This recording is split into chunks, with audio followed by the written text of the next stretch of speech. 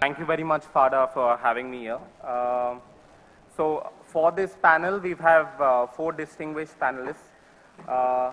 Let me start with Delna Averi. Delna joined Tata Administrative Services in 2001 and is currently the Head of Marketing and Communication Services at Tata Motors. She has, over the last few years, been responsible for the creation of the brand and positioning strategy for the entire passenger vehicle portfolio, comprising of new brands like Zika, Hexa, Bolt, Zest, as well as the indigenous powertrain Revotron and Revotalk. She oversees the development of a value-based brand and product portfolio strategy to enable decision-making on future investment. She is also responsible for building centers of excellence for consumer insight, digital, media planning, visual merchandise, and retail design technology. She is also on the board of Concord Motors, a subsidiary of Tata Motors ASEAN, managing relationships with over 12 nationalities. Her strong business leadership background has been built through experience in setting up greenfield projects, turning around weak operations, and exiting certain markets. Delna has completed her Fulbright Fellowship at Tepper School of Management, Carnegie Mellon University in 2010. She holds a bachelor's degree in economics from Mumbai University and a master's, a PGDM from Xavier Institute of Management. She serves on the Gender Diversity as well as Marketing Councils, including the first Facebook India Client Council, and has been recently featured in Impact's 50 most influential women in Indian media, advertising and marketing list. Please welcome Delna on board. Thanks.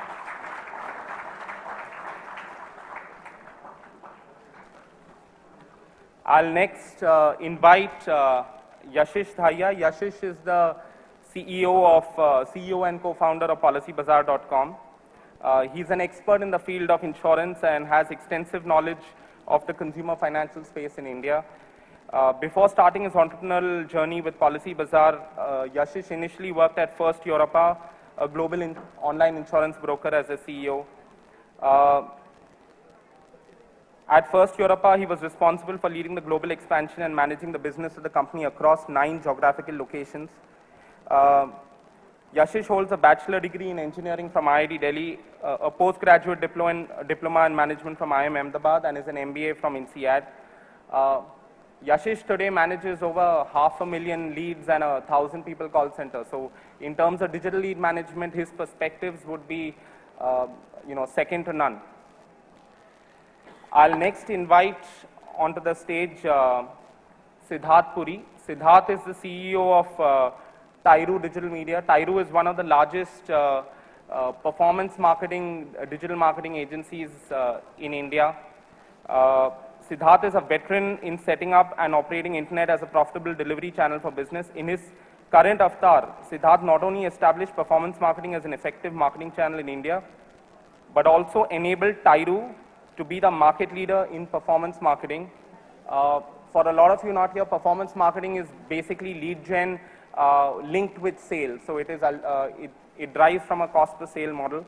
Under Siddharth's leadership, Tyru became one of the largest customer acquisition channels for e-commerce, BFSI, and other digital businesses. Today, Tyru works with almost 90% of e-commerce companies and all large digital media and BFSI players. Prior to Tyru, Siddharth was an entrepreneur who set up admissionhelp.com. He's also been an active blogger, and he holds a BS degree in software engineering from Australia. Lastly, I'll call on stage Mr. Nitin Himat-Singha. He is the MD of Karani Group. It operates 5 dealerships of Hyundai, Mahindra, Ford, and Triumph across East India. The group today clocks over 600 plus crores of annual turnover, does over 1,000 retails a month, and employs over 1,200 people. I've invited Nitin here today to talk a little bit about his experiences in terms of managing digital leads. It's a perspective I wanted to give you from a dealer itself. Nitin started his entrepreneurial career in 1998 with his first batch of Hyundai dealerships. He holds an MBA from the Indian School of Business.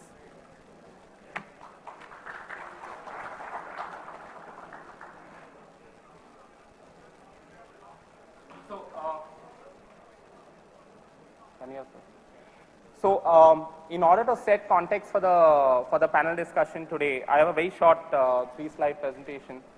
What are we going to talk about and what is the panel going to focus on today? The first aspect is lead generation and the lead management cycle. One of the key points that, and Amit spent some time emphasizing this also, this is digital lead gen is not just about generating leads. It is also very important about how do you manage the leads once they reach your dealership. In terms of digital lead gen, a lot of the sources of leads are already highlighted over here. Online, offline sources, so Just Dial, newspapers, etc., can also be sources of digital lead gen through innovative technologies like call tracker, etc. More critically, what is the lead management funnel? The lead management funnel goes from initially generating a lead to verifying a lead to the most critical piece comes here, which is the dealership interaction and follow-up. What determines your overall ROI from digital leads will be the entire funnel and the dealership interaction and follow-up, followed by, of course, test drive and finally the booking and that yielding a retail. So how critical is managing the lead funnel? A lot of us negotiate a lot in terms of what is my cost of purchasing a lead, not realizing that the downstream activity within a dealership is the key to determining what your cost per retail would be. So for the same verified lead cost, for a digitally enabled dealer who's adopted technologies, who has figured out how to align his dealership, his average cost per retail on the same digital leads can be half of what other dealerships would see. And this is a very critical point towards, when you align. It's not just about negotiating on the cost of leads, it's also about the value that you're able to extract from those leads. So what are some of the questions that we're going to try and tackle today? How does a dealer actually manage leads better? How do you improve your measurement and ROI of digital leads by leveraging technology? Amit covered this a little bit about, but what is the right team structure? So we're going to talk to Nitin about and others about what the right team structure is to ensure you get maximum ROI from leads, and what's the incentive structure that you should put in place to achieve this.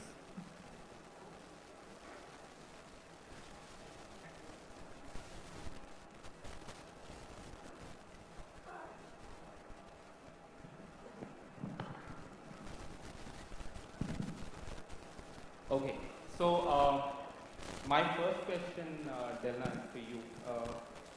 You've been one of the first proponents of digital. I think Tata Motors is probably one of the first clients in India to move towards retailing through digital leads. How have you seen over the past few years, and how do you see going forward? How have you seen the car buyer habits evolve? Thanks, Umang. So it's quite ironic, actually. The last time I was here for FADA, it was in 2012, and I've been invited to talk about what we're doing in the rural market. It was also the same time that we had actually started our digital journey in 2012.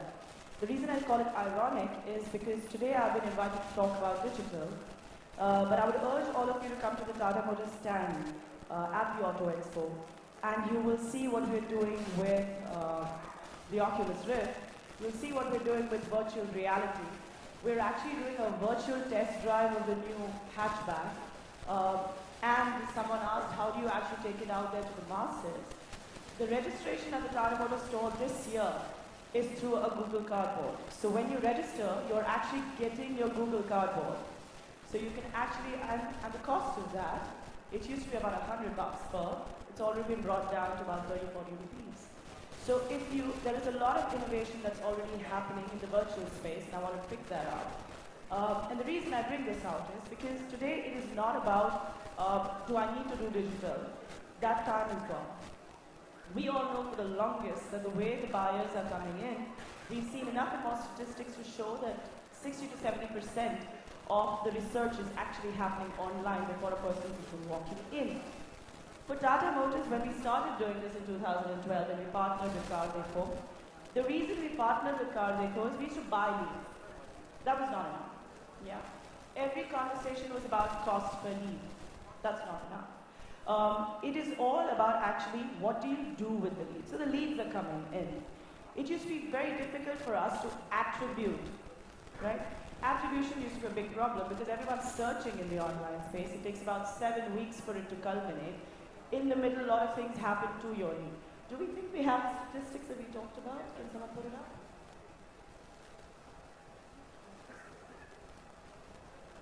So this is really what's happening. Today, people are picking up information for almost 24 noted sources. That's how people are actually searching for you. 24. The next slide. Search plays a very important part. I think you had Rajan out here, and I can see some of Google chaps are still around, and we partner with them very closely. If you're looking from a statistic point of view, and it's virtually impossible to see what's happening there, so I'm going to refer to my notes here. Yes, we've actually seen that 50% are searching, out of which almost something like 96% happens on Google. I will give you the next slide, and that is going to take you by surprise if you haven't seen it. So the next slide. Do you know where they're looking? Do you see something in the online space? Please see row number 1. How many of you realize that your site is extremely important, even more so than mine? Did you know that? And do you know what's happening out here? If you're not taking care of your presence and how you're managing your presence out there in the online space, you're losing people. The earlier slide actually showed you statistics to show that, and let me reconfirm, yes, 54% of the people change their brand decision after searching online. So even if you've done a really good job of branding and they've been searching, and maybe they didn't get the right information, or maybe the dealer information was not accurate, or the impression was that the dealer is not up to mark, they changed their decision. So these are some things that I want to really get us started and thinking, what is happening with our leads? What is happening with you?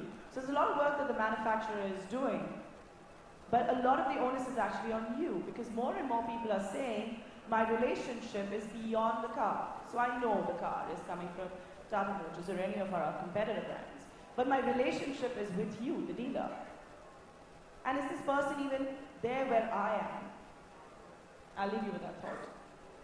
So carrying on from then, Nitin, you've also been an active proponent of digital leads over the last few years. What have been your experiences at your dealership with digital? Well, when we started out, the biggest problem was there was no one measuring anything. So the problem is, if you don't measure, you do not know how effective it is.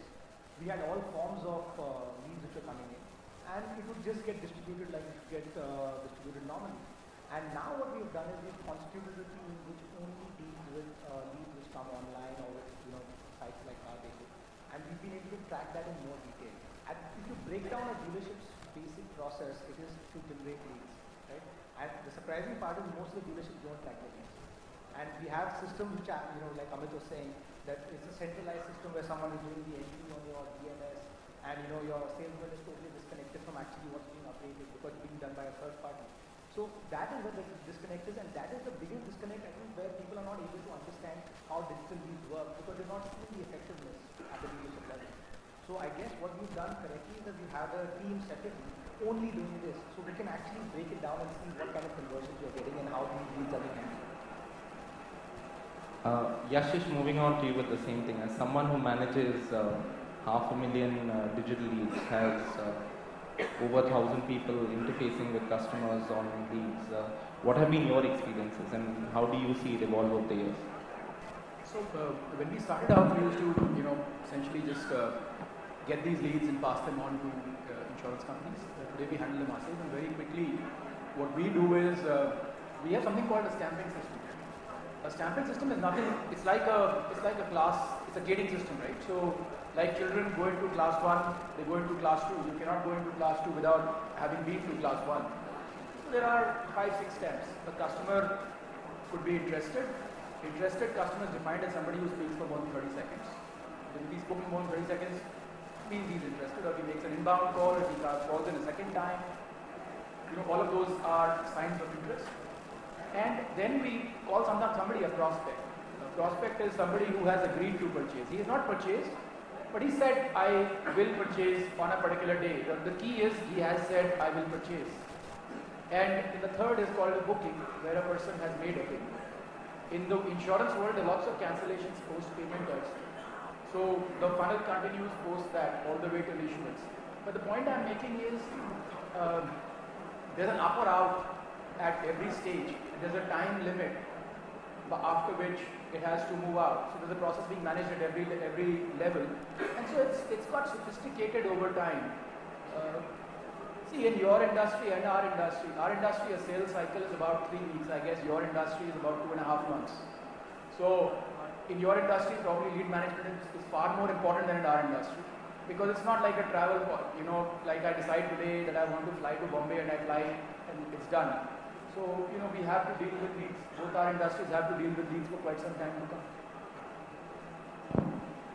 So, Siddharth, as someone who's sort of looked at supplying leads to pretty much every sector in India, what are some of the best practices that you have seen over the last few years in terms of lead management? I think so.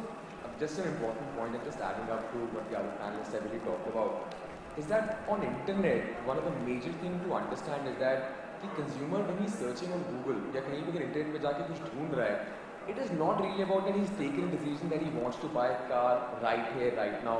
Within that, let's say consideration cycle of 2.5 months. The most interesting, and it's nothing to do with auto, I think so with every single category, let that be banking, let that be insurance, what we have experienced as a partner is that the consideration cycle for consumer filling out a lead is actually double.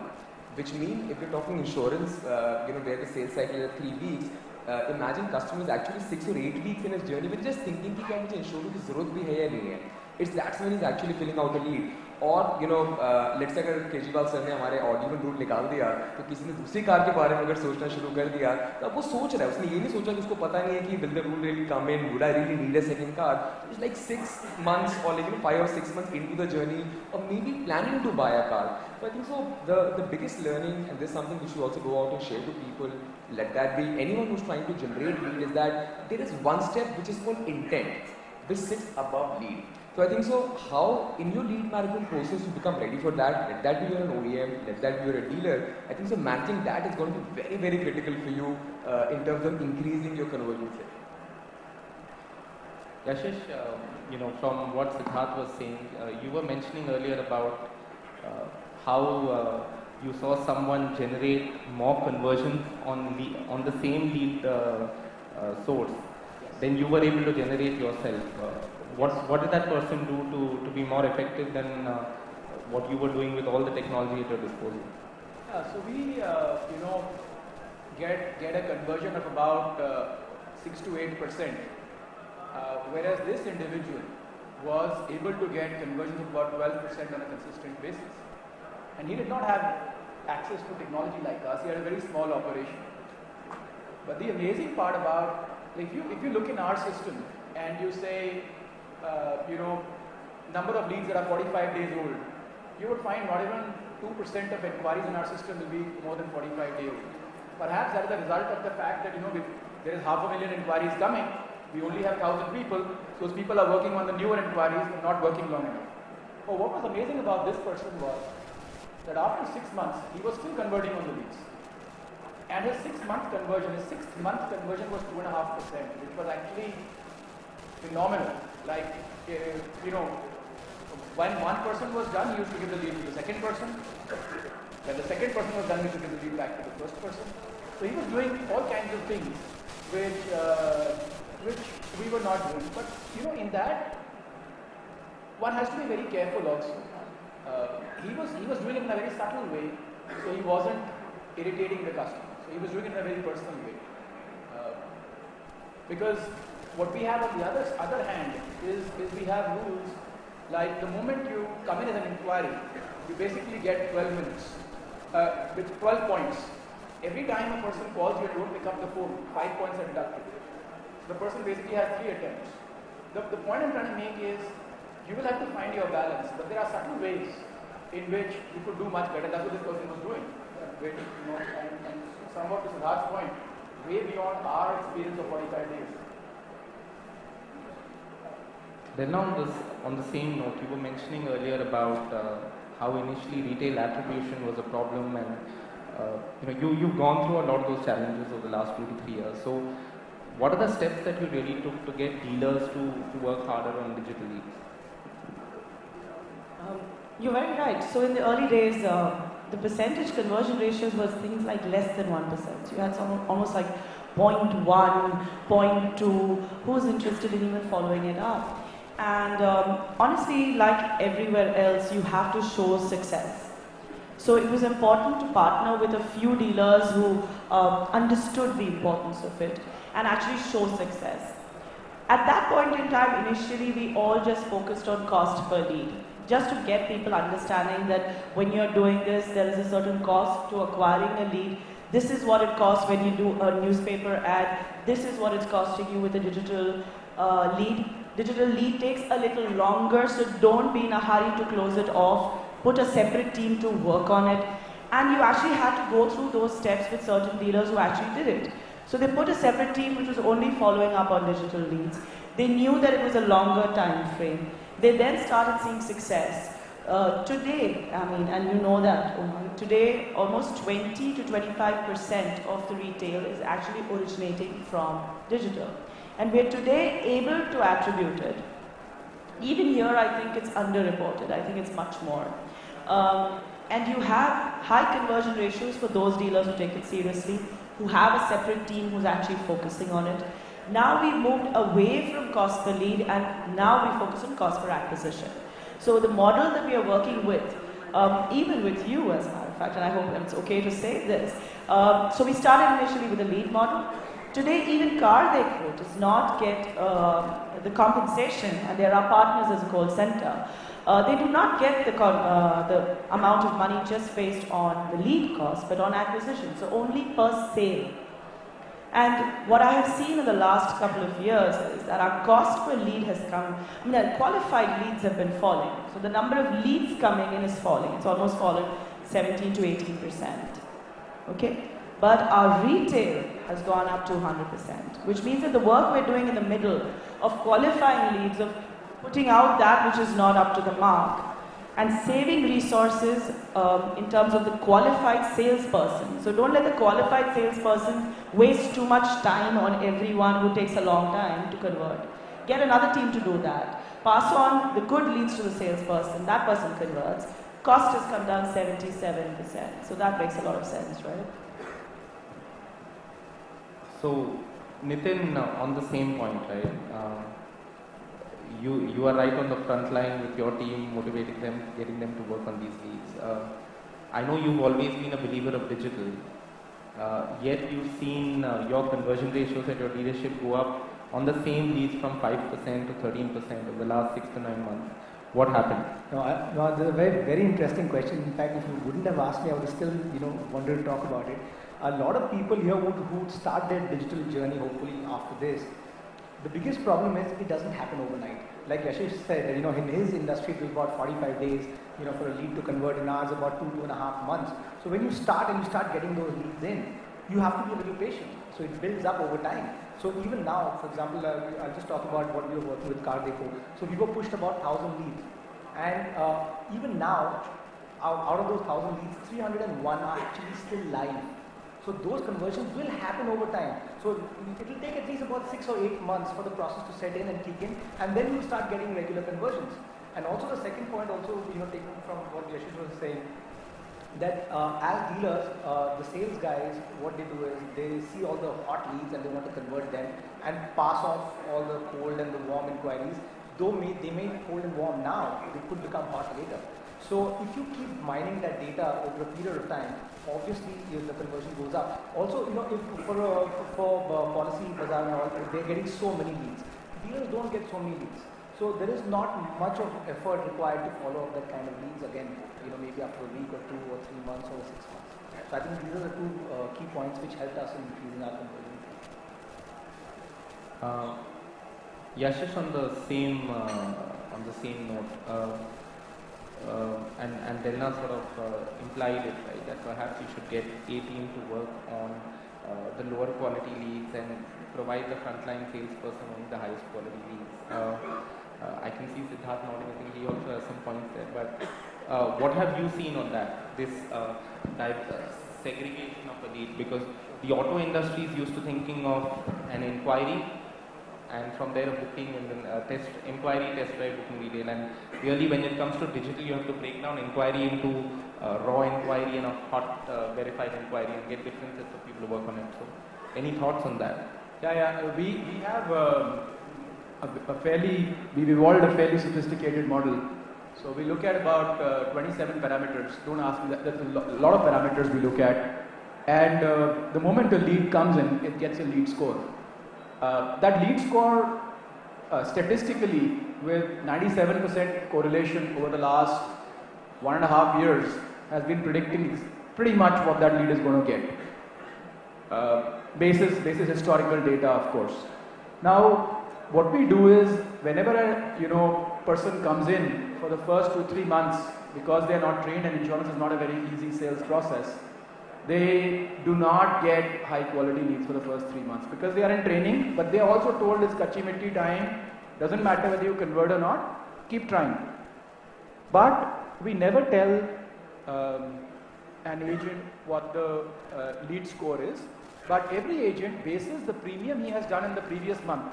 So it's very simple. It's a fairly simple system if you think about it. So if somebody did 4 lakh rupees of premium in the last month, he is going to get 4 lakh worth of leads. Or if his target for next month is 4.5 lakhs, he will get 4.5 lakh worth of leads. So it's very, very sophisticated. And when you think about it, it's not as straightforward to implement something like that, but that thing runs day in, day out.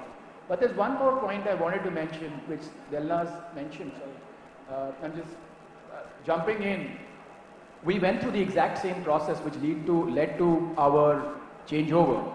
So we used to pass on inquiries to all the insurance companies. And I don't know whether it's a touchy topic here, but we used to pass on all the inquiries to insurance companies. And what they started doing was, I don't want below 25, I don't want these cities, I don't want A, I don't want B. Eventually we were left with only 16% of our leads going to them. And they were still paying 100 rupees per lead. It basically made no sense. So in 2011, we just stopped the lead business altogether. And that is why we have this in-house call center. We just started doing all the sales ourselves. So we don't pass on any lead to any insurance company. We just do it all ourselves. And initially it was tough, but in about 3 to 4 months, that built in a lot of learning for us. Because, of course there are, this whole lead score model, etc. I totally agree that there may be only 17% of leads that may lead to 70% of your business. But the point is, how do you value those 17%? And there's the rest happening from the other people also. So it's a bit of a, I think a difficult topic. But since you moved to COA, I think that still works. But the COA sort of takes the responsibility away from the buyer. So I don't know how you guys are working it out, but there's lots of... No, so I think on the OEM side, we've moved to cost per sale. On the dealer side, we are still on a cost per lead model, because the dealer also has to realize that you have to value the lead that we are giving you. Siddharth, you've fought with this across sectors, across industries. You've seen insurance companies, you've seen banks, you've seen a lot of people get leads. What have you seen? What are some of the best practices that you have seen people take to improve their conversion ratios? It's a very interesting story. This goes back 3-4 years ago, and this is the time when a lot of the verticals, auto, banking, and everyone had become very enthusiastic about digital and its potential, and we need to buy cost per lead instead of using us as an advertising medium, looking at it as an advertising medium.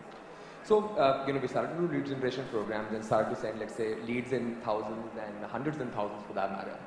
So एक standard response आना शुरू हुआ, and now I hear that even as classified companies you also face that with dealers, is that यार कि customer कहते हैं मैंने तो lead ही नहीं भरी, पता नहीं आपने lead दे दी है, our call centers are calling them, वो तो कह रहा है मैंने तो lead ही नहीं भरी थी, and suddenly within 3 or 4 months practically our company got blacklisted across all the 8 bankers, the 8 insurance companies, the auto companies, यार इनके साथ काम नहीं, इनकी lead खराब है. So that is a very shock कि कोई फ्री में आके टाइम पास की लीड क्यों भरेगा, राइट? इंटरनेट पे आके इज इट की जोक में आके आप भर रहे हो. And when we got into detail, I think that's the most interesting thing to understand, is that like I said, the consideration cycle of the consumer, right? The journey and the behavior of the consumer is very important, critical thing to understand. what we started to realize was that if you guys remember 3 or 4 years back, this was the peak of the SMS push marketing, and it was the peak of the call center driven cold call marketing. कि हर किसी का phone आता था. So by default reaction consumer का बन गया था कि अगर किसी का नाम नहीं पता, नंबर नहीं पता या कि मैंने कुछ नहीं किया, टक. So I think so again, even till date, I think that's a very important black hole which everyone needs to work on. You need to understand कि just calling up and saying कि अरे यार आपने इस car की test drive के लिए lead भरी थी may not entice a response. You need to be sensitive towards what times are you calling the consumer. You need to be sensitive towards the profile of the consumer. I think so that's very very critical. So I think so understanding this black hole कि जो consumer कहता है कि मैंने lead नहीं भरी थी, I think this was the biggest gold mine which we discovered, and I think so post that, since we started to work on that with a lot of these brands directly, we were able to turn things around and go from a conversion ratios of let's say 1.5% into end transaction to a level of a decent level of 4-5%. Of course, partnering out on the right processes. You know, you were mentioning about what is the right time to call a customer, and again, I think Tata Motors has been a pioneer in terms of adopting the call tracker technology, and you know, I'll let Delna talk a little bit about that in terms of the kind of ROI you've seen from there. But the vast majority, nearly 40% of customers who become a lead on a newspaper call you before 10 o'clock. And most dealerships open up at 9:30. And the vast majority of customer calls you get from newspaper advertising happen before your dealership opens up. And that's one of the biggest reasons why you have very high missed call ratios on newspaper leads. Dela, anything you want to add?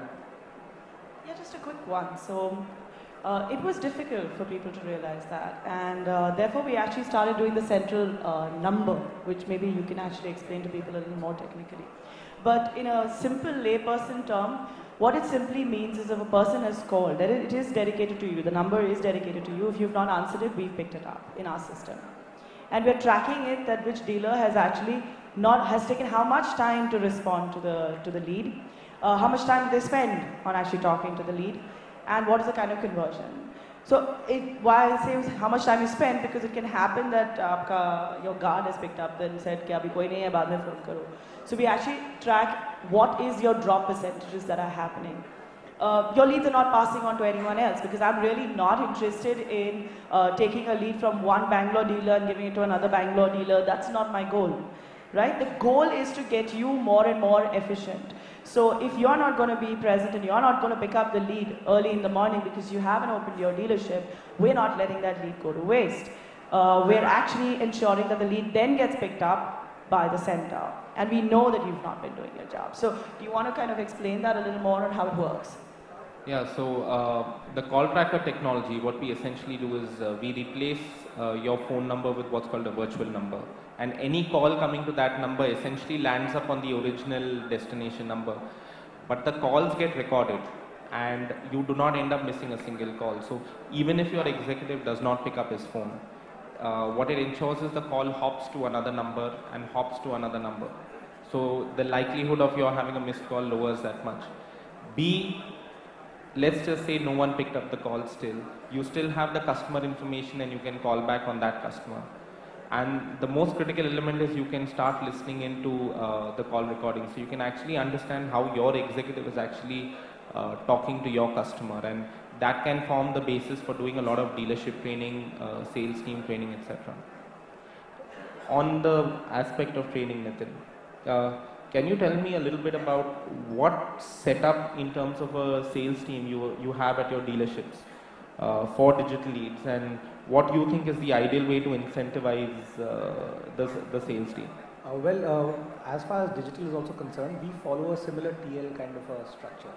But that person is only exclusively looking after digital leads. He is not supposed to do anything else, only wait for these digital leads and convert them. And incentivization, again, you know what Amit said is also that he's actually discovered in dealerships, because they said that we are paying for these leads, we are going to give you less incentives because you're selling it much easier. But clearly that doesn't work. So in fact, to start off the adoption of digital, we actually incentivize them a little more, and we incentivize them on higher conversions. So whoever got a higher conversion got even more incentives. So we set up a baseline that, okay, this is what we barely, bare minimum is what we expect. But if you go above this, you get more money. So that incentive structure has to be uniform across, because you cannot disincentivize a person just because you're paying more for the lead, because he's putting in that much effort as well. And the structure is more or less similar to a regular TL, team leader, and has about 4 or 5 people depending on the number of leads you are pushed in. So that at any point of time, you should not be dealing with more than 12 to 14 leads at any point of time. Because another problem is when you get too many leads, you might have a separate team, but you might have one person handling 40 leads. It's not possible, because we want everyone to go and be given a test drive. You want everyone to be met personally, because again, these are digital leads. They're coming online. Until you put a face to the customer, half the things are virtually unknown to you. And and a lot of things can be explained face to face, which cannot be done on the phone. So a lot of people have the misconception that since it's a digital lead, you can just close the lead on the phone or by sending a quote online. That doesn't work. That clearly doesn't work, at least in our industry.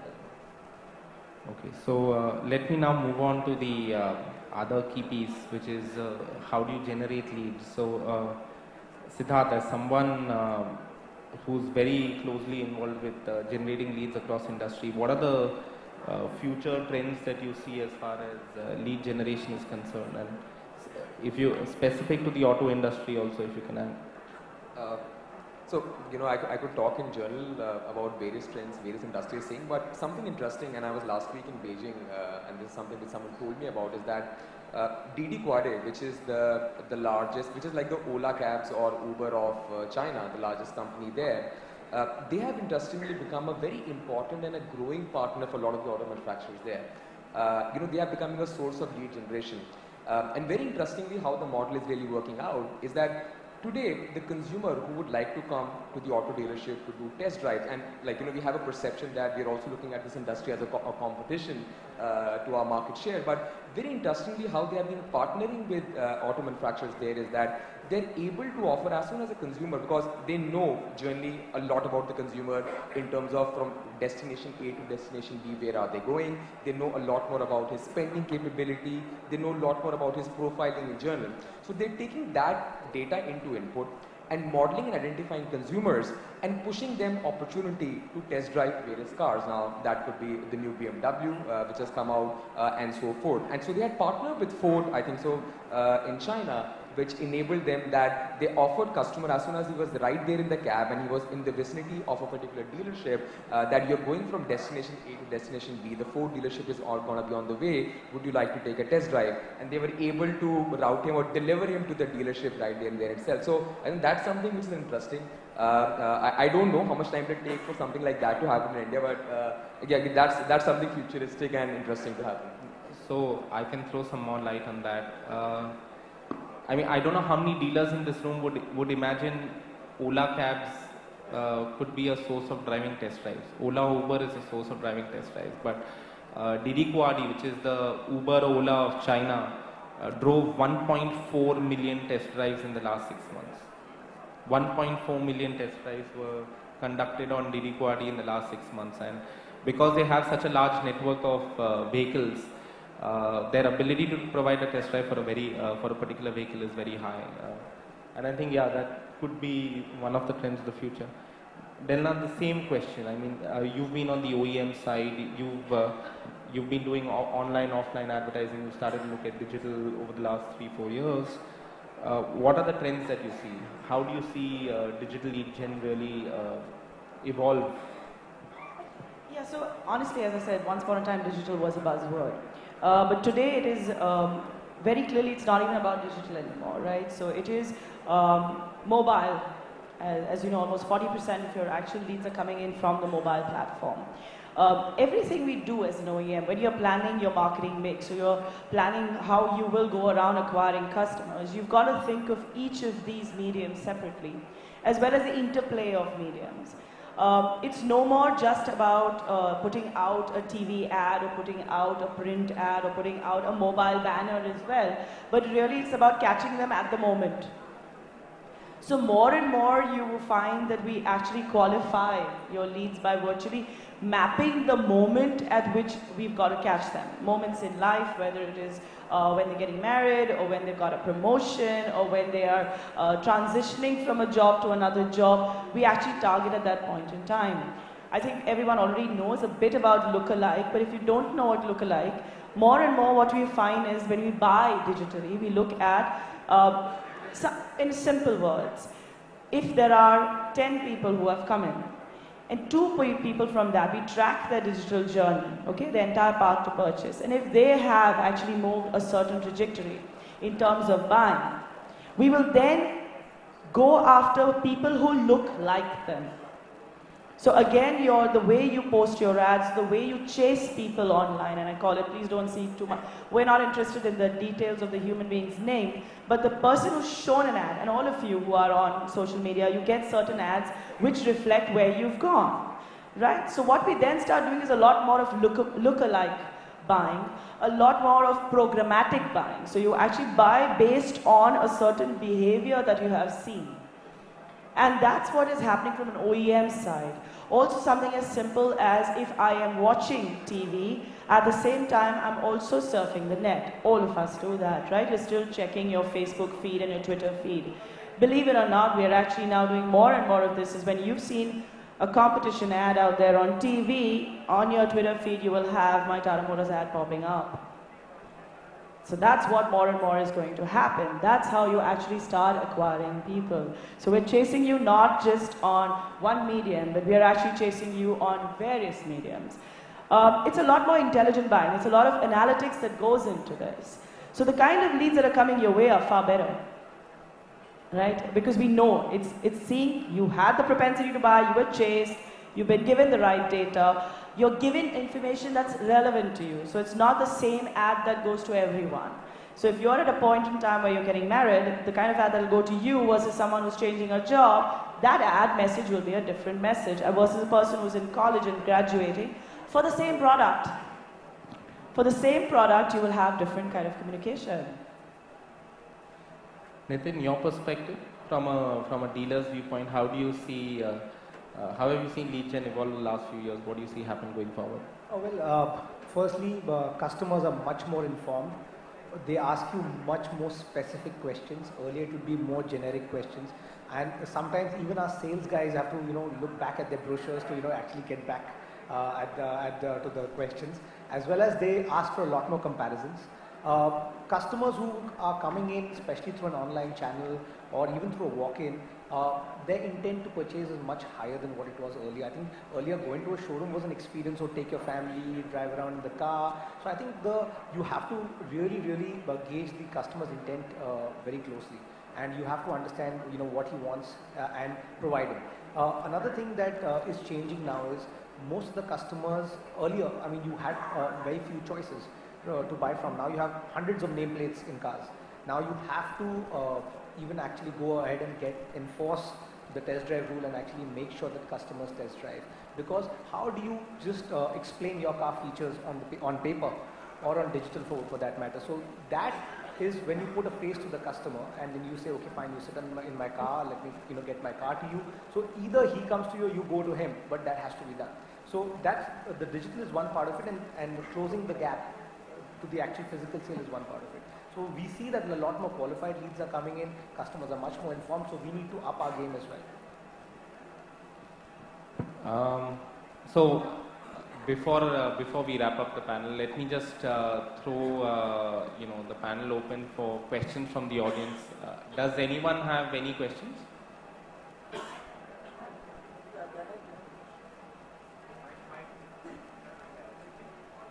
We have been talking about cost per lead or the leads obtained through print media or electronic media and the digital media.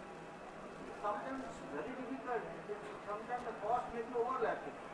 For example, I am watching a match, I see an advertisement of a car, it interests me, and then I go online for research. So it's very difficult. You say the cost per lead through digital medium is only 300 rupees per lead, but actually it will be much more. So very true. I think we cannot look at every advertising medium discreetly, but from a dealer perspective, right? Dealer spends are not oriented towards building brand or towards building purchase preference for the product. dealer spends are very tactical. So especially as far as dealer spends is concerned, what you want is maximum bang for your buck. You want to generate sales out of the ad spend that you do, and especially for dealer spends, then mediums like digital, where the ROI is much easier to measure and to track, make a lot more sense than TV or other medium. That said, if I am an OEM, OEMs do have to focus on building brand. They have to do TV, and they really measure the interaction across media, etc. I'll let Delna add on to that. So you're quite right? And thank you, Mon. That's exactly what I was going to say as well. You cannot go away from building the brand. That is the responsibility of the OEM. And frankly, the medium you mentioned, which is TV, it really just does that, right? It helps you put out an imagery, a certain aspiration. It helps you put the brand out there from just letting people know awareness and then just keeping it top of mind saying that. That is the responsibility of an OEM, and they cannot run away from it. But quite rightly, as a dealer, where do you want to spend your money? And I mean, the newspaper, the print industry is a great friend of mine, so I don't want them to get it in the wrong way. But a lot of your money is going into print. Yeah, too much. Balance it. That's all I would say, because there's a lot of interest coming in from digital, and the lead quality is very good today. You just need to spend a lot more time on it. And if it means that you need your frontline guy who has to do that sale today and is driven by that high level of energy, he or she will get frustrated. So give it to the team which can actually patiently answer the 50 questions that the consumer has at that point in time, because it is searching for you. Handhold them to that journey and you will have success. Because statistics are showing 50% loss is happening after this stage. Yashish, as someone who does a lot of TV advertising and digital, is there something you would like to add on that front? See, I think the inquiries you have versus the inquiries we have are very different. It would be akin to me asking an insurance company, do you like the leads from Policy Bazaar, or would you rather do television and get inquiries? So that is the kind of thing here. For Policy Bazaar, it's fairly different. It's very, very different. So we have we basically do a lot of television. Our digital spend is very, very low. In fact, this is going to go against the topic, but we are actually going to stop our digital spend from next year altogether. But I know that goes totally against the topic, but Amazon's done that, eBay has done that in some countries, and we are at that stage also. But that is also because we are the only one in our market. So if there were a few others, then we would have to do digital, because we are able to get a lot of... See, when do you stop doing digital spend? When everybody is coming to you anyway. They have no other place to go. So if you're the government of India, people can't go anywhere else. So you don't need to do digital spend, right? So, but when you have 2-3 players, you will need to do digital spend, because brand building is very difficult. Everybody can spend money.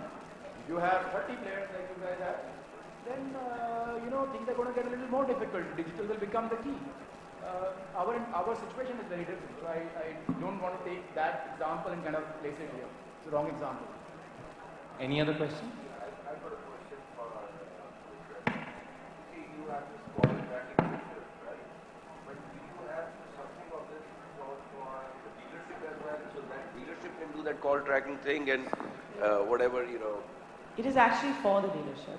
No, I know. But we are doing it, we send them the report and it goes straight to the dealer principal. True, but is there any provision or any system or anything that can be developed? Whatever you do, a dealer does it on a lower scale, so that, That can definitely be done, but I mean, honestly, initially I can't imagine too many people being very keen on doing it initially, so therefore we as an OEM took on that cost and took on that process to help dealers understand the value, right? If I had gone and told a dealer, you need to open your showroom at 6:30 or 7 or 8 in the morning, most of them would turn around and say, that doesn't make any sense for me, right? Now what we are doing is we're actually showing you that your leads are coming in, your telecalls, you know, everyone always waits for the telecall and then the walk-in. Telecalls coming very early in the morning. And if you don't have anyone managing it, then you have that being missed. And earlier you used to miss it and not even know that you've missed it. Now you know that you've missed it. Now you also know that the person who answered it, what did they say? Did they talk properly? And you are able to call back the person who you missed. So that has helped you. But I'm sure the same thing can be given to the dealer directly. Yeah, so in fact, for Tata Motors specifically, and this is going to start getting rolled out this month, every dealer principal and dealer manager will have a mobile app where he can track every call that came, what time the calls came, how many got answered, how many didn't, etc.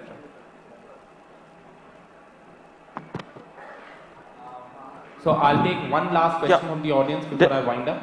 Hi Delna, this is Avishek here from Motor India. Delna, you have already marketed, I'm going slightly, off tangent. You have already marketed your product, Zika, which is there in the wrong reasons for the virus which has affected, and you have replaced the name. You have already used the online tool. You have already, marketed it through the print media, right? So how to unmarket a product which has already been marketed? Can you shed some light on that? I know you will be with Tata Motors only till March end. That's already out in the media. But still, you're still with Tata Motors. My association with the Tata Group is so deep, and the people who know me out here know that it will continue. It just continues in a different capacity. So that I will announce only in April. I think this is a wrong place to be answering this question. So I'll be happy to answer your question offline unless everyone out here wants to know about the Zika. Yeah. They do? Yes. Yes, please. I just talk a little bit about what you've done with the new... Okay, so here's what happens. It's a black swan event. You know what a black swan event is? It's just once in a while that something like this happens. Zika is the name of a forest in Uganda. This virus has existed, but it was completely dormant, so nobody picked it up. Your normal legal has not picked it up. So you've actually gone out there, you've launched a product, it's doing really well, you're spending on it, people are excited about it. It's your brand new launch, a new platform. So you wait for it for years and then something like this happens. I don't know how many of you are aware. We actually have gone out there to ask the world to help us name this car. So we're using the power of the digital medium to do this. We're crowdsourcing the new name. I personally went out there and I've invited. Already in about 24 hours, we've had something like 19 million impressions in India, 18 million impressions outside. And we've had over 10,000 people come with names. So I have an army sitting out there going through the names. And in a couple of days, we'll be putting out the final short list of 10. And we're asking the world to select what the car will be called. So we unfortunately had a situation which hit us. We were not prepared for it. But we have converted that into something where now the world is going to tell us if any of those new 10 names have a problem. I'm hoping they're going to tell us that that's what it is. So yeah, that's what it is. It's never easy. But if you're honest, I can only tell you one thing. The digital medium is a very honest medium. Your consumer is very honest. And I would also take this opportunity to say one thing to my friends out here from the dealer community. This is not just about passenger vehicles or two-wheelers, even commercial vehicles. Your presence online is extremely important. How you're coming across is very important. Be authentic. So I have actually gone out there and said, okay, this has happened, now help us. Right? And now the brand new name, whatever we come up with, I think will be known even more than Zika was. It will be very difficult to do away with the Zika name. So, thank you very much. With that, we'll conclude the panel.